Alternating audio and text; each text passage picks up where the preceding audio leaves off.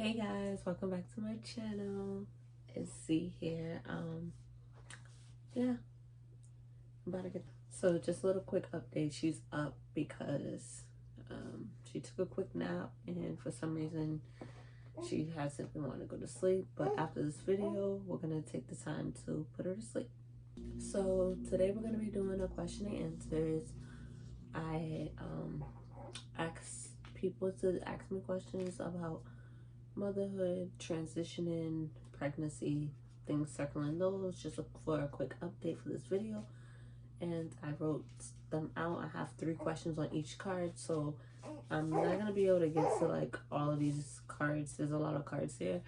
I'm not gonna be able to get to all of them, so I'm gonna just randomly just pick a couple and do as many as I possibly can, and we'll take it from there. If you guys do like this video, like it, comment, subscribe, and okay, sorry, we're back. So next is, how do you pray over your new family? And assuming that they're saying mom, baby, and dad, I will say that every time I pray, I start by praying for me, and I pray that God gives me strength, God gives me wisdom, gives me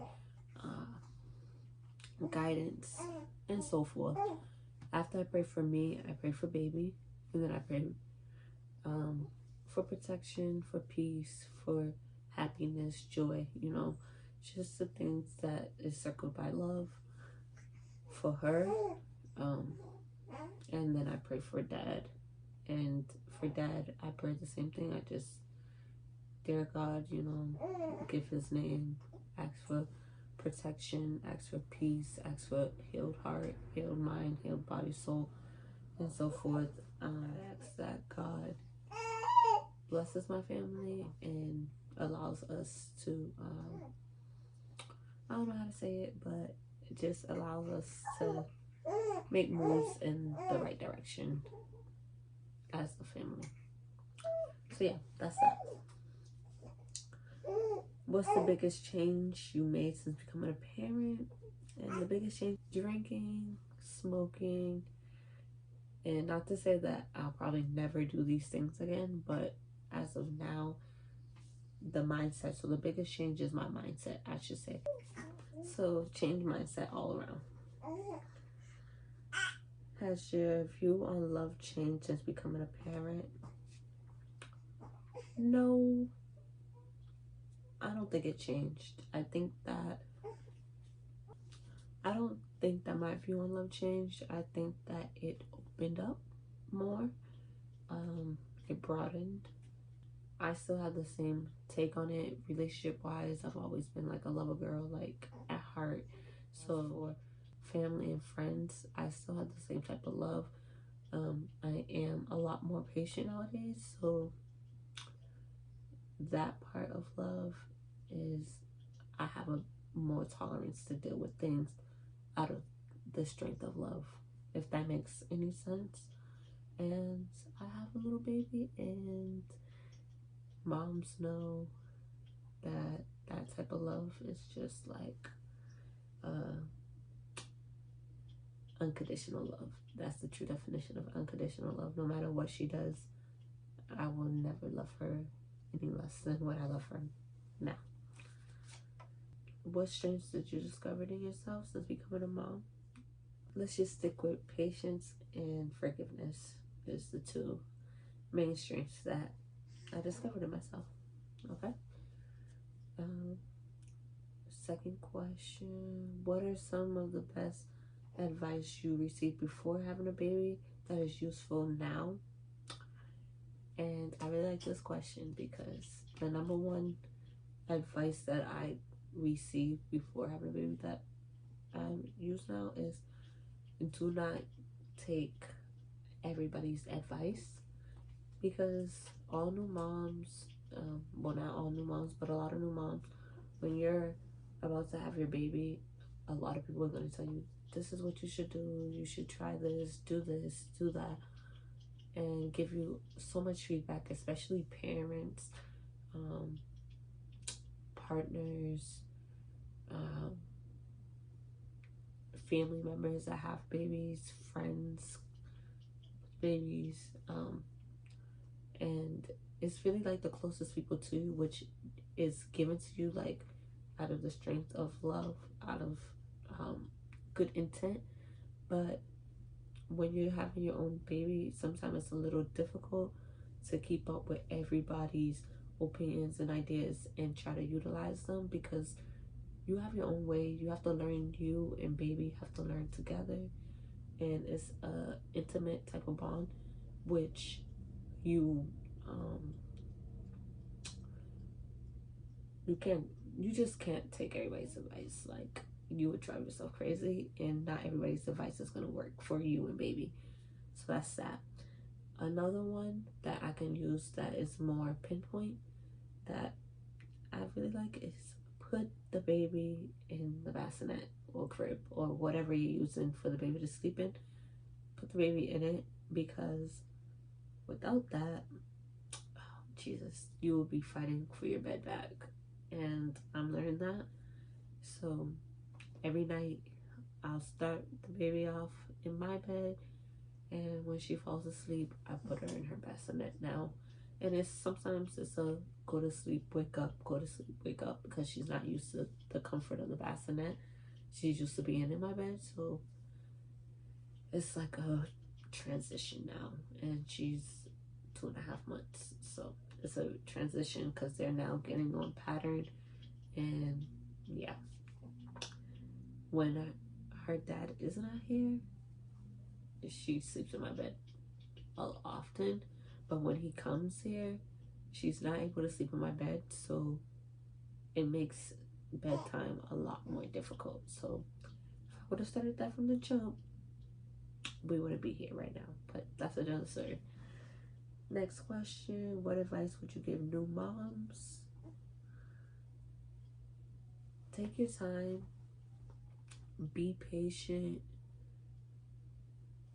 write a schedule. I think for me, schedules work perfectly, and they're needed. New moms too should also, I believe, meet other new moms. That's the best way I could say, because we're all on the same playing field, rather than somebody who has a little bit more knowledge than us. And enjoy it, because the time flies by so fast. The next question card is, can you speak on the importance of a village? And yes, I believe everybody needs a village, because one, they speak positivity into you, and that's like probably one of the most important things in the village, is the positive reinforcement, the positive energy, the excitement, all that. It keeps you up, it keeps you afloat when sometimes you might feel like falling or anything. Like, you need to hear positive things. You need to be surrounded by love. The baby needs to grow up with love. The baby needs to have family.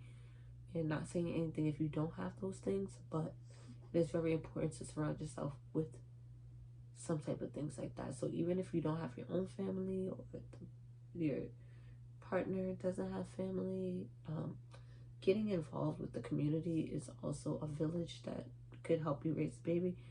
Also, you don't know everything, so having people that could teach your baby things, obviously within line with of what you want them to learn, but like different insights, different perspectives, and just abundance of love. Love is number one. Two, stressful times, it could be a lot of work, being just a sole parent, which I would know.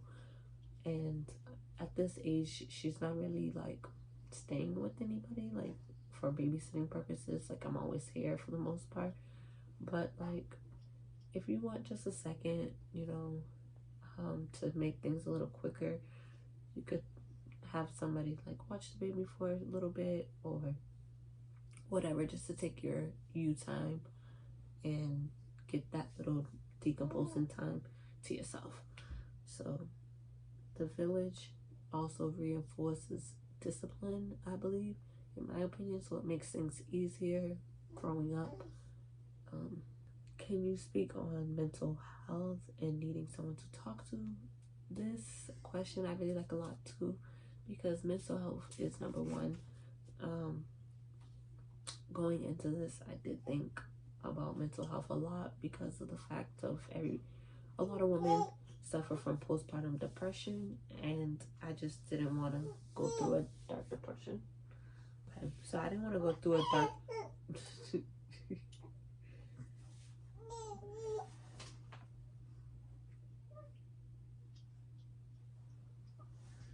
I didn't want to go through a dark depression, like knowing my situation, and me and her dad isn't always, well, we weren't really on the same page all the time, so it was just a little worrisome sometimes to think like, how might it be for me as a single mom with a newborn? Like, I really think that if your mental isn't right, nothing's gonna fall into place. Everything is gonna be all over the place. Your mind is gonna be scattered, which is gonna make everything else fall apart.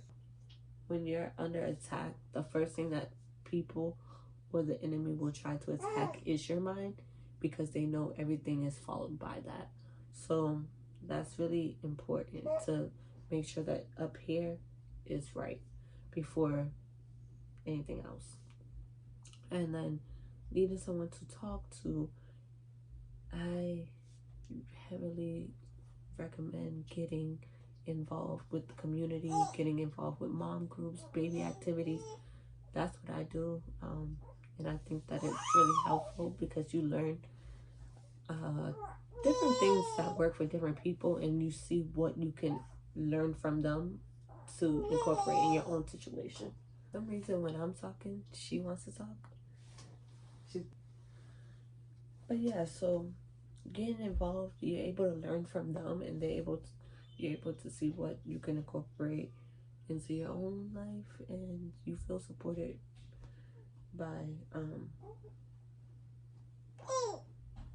the fact that you guys are all new and nobody's judging you, nobody's there. I have a bunch of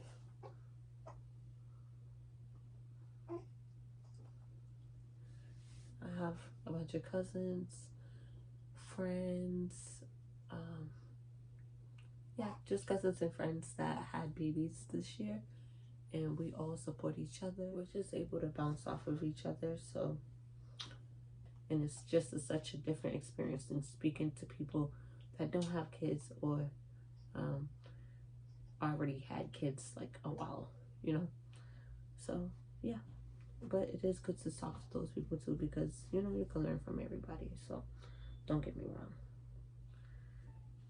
The next one is body changes. I got hips. That's about it. Besides the hips, everything else is pretty much the same. The hips, and yeah. Can you speak on breastfeeding journey? So I'm strictly breastfeeding. I pump right now. I need to because it's looking crazy right now. I am gonna pump right after this video because she has already ate. So I'm strictly breastfeeding, and it's so funny because I thought I wasn't gonna breastfeed at first, but I thought about it. And I said, let me give it a try in the hospital, and if I do well, if she does well in the hospital, then I'll reconsider after we cross that bridge. Hospital, instantly she lodged, and it was a good bonding experience for us, and it makes new moms feel needed because they're feeding from you, so yeah, so that's good for me. It's working. We pump a couple of times a day. I'm aiming for like 4 times a day, but right now we're not there yet because I'm with her so often that I'm not really pumping. what I need to keep the supply so that when I stop breastfeeding, I'm able to still feed her breast milk, because I don't want to stop breastfeeding and then give her formula at like 7-8 months. Like it's pointless. So I'm gonna try to breastfeed up until then, and then use the milk that I have pumped to feed her until the 1 year. If I could go closer to 1 year, then I will. But like when they start getting teeth and eating regular food, I probably won't want to breastfeed. But it is a good bonding experience. It's easy, because in the morning you don't have to get up, make a bottle, da da da. You just put your titty out and feed them. And is, what are some of the biggest challenges you face as a mom? The biggest challenges is when you're tired, and you just want to sleep, and baby wants to be up, and you just want to sleep, and you're like,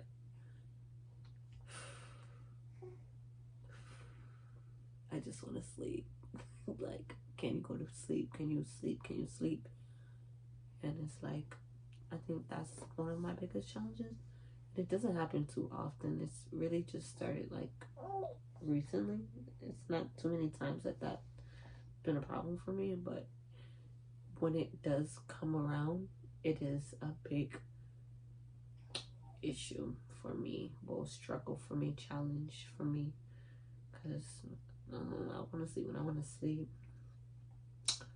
And the second biggest challenge is being with her so much, like waking up with her, going to sleep with her, like going to the store with her, going to the shower, she's there. Like everywhere I go, she's there. So when it's time for me to get me time, it's hard for me to be able to leave her somewhere, because we both so connected that it just sometimes it's not the easiest thing to do. Yeah. How do you balance motherhood with other aspects of life? This one is a good one because I'm still trying to learn it. Yes, mama. I'm still trying to learn the balance because, like I said, I take her everywhere I go. I wake up with her, I cuddle her to sleep, and yeah, so we're together all the time. So I'm just now starting to go to the gym, to leave her home with my mom for a little bit, and try to balance it like that, like utilizing my village. So yeah, so that's that. But I will get better on that, and I will give you guys a real answer to that. But right now, I'm just still figuring it out. Yes, mama. What are some pregnancy symptoms you had? I didn't have any pregnancy symptoms. No morning sickness, no dizziness, none of this stuff.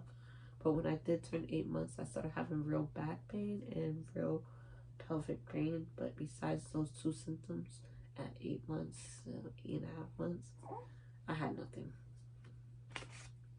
This is the last card for today, and then we will do part 2 to do some of the other questions that people had. And yeah, let's start again. Do you think that you over prepared, or was all the prep worth it? Me personally, I think that the prep was worth it. I made sure that my mind was right. I made sure that I was financially stable, and I made sure that she had everything that she needed, so that when she came, we were very well prepared. And I think those 3 things were the main focus for me. And making sure that the environment was clean for her, and the living situation was good, and it all played a good role. Nothing was overdone. You can never have your mind more prepared than what it needs to be. especially with her being in the NICU at birth. It was very much needed to maintain positivity and being able to see things through. And financially, you know, you need to have money. You just need to have money. And cleanliness, she had a problem with the breathing, so making sure that this was all clean and organized was very much so worth it. I feel better when things are organized. So yeah. What is your parenting style right now?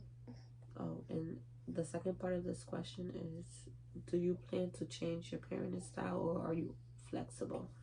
So I'll start with the parenting style. My parenting style is old school parenting style, I would say. And my idea of old school parenting style, like I have DVD player, DVD movies. I listen to a bunch of gospel music for her. We read often, so it's more like on the educational standpoint, and I don't know what to call the style, like less technology, no social media, no yeah, not too many outside influences, I should say. I want to be the main influence to my child, so that's my style. The DVD player is not to say that I don't want her watching TV. It's more so to monitor what she's watching and making sure that it's appropriate, because a lot of times now they have a lot of inappropriate things, I would say, that kids shouldn't be partaking in. And yeah, that's that. And then we have church on Sundays. I'm a parent that likes to plan. I'm a planner. I like to plan. So that's a part of my style. And I plan to stick with my parenting style of not too many outside influences, old school music, old school TV gig. Learning is number one priority,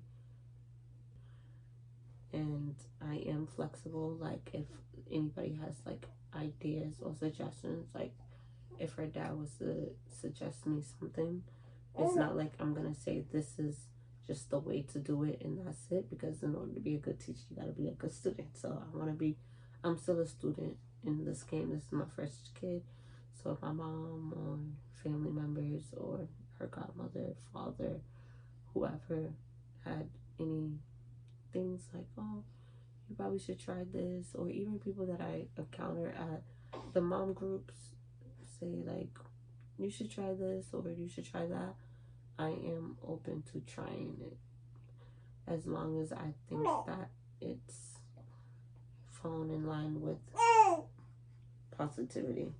I'm all for it, and it's not teaching anything that isn't age appropriate, you know. So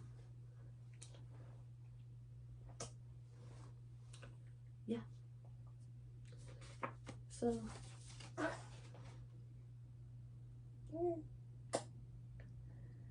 okay. So that concludes this video of my Q&A. I still have a ton more questions and cards, so definitely will be a part 2 to this video. If you guys do like the video, or you have any questions or any feedback or anything, you could just comment it down below and I will incorporate it into the next video. It might be 2 more videos because I have a lot of questions, but until then, just comment down, let me know. I will incorporate it into the next one.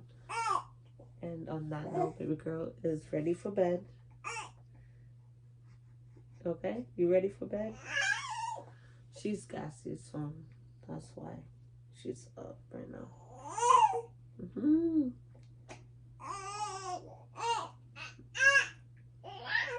See ya.